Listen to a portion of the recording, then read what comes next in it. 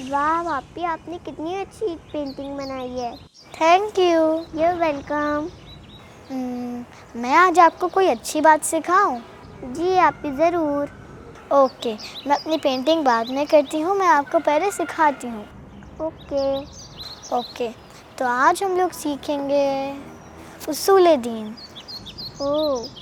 اصول دین کا مطلب ہوتا ہے دین کی جڑیں، یعنی کہ دین کی روٹس آف اسلام. اچھا. اوکے، تو وہ ہوتے ہیں 5. میں آپ کو ان کے نام سناؤں؟ جی آپی ضرور. اوکے.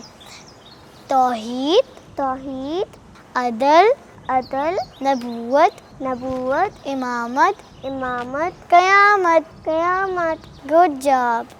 اب میں ایک دفعہ اور ریپیٹ کرتی ہوں، آپ نے غور سے سننا. اچھا. توحید، عدل، نبوت، امامت،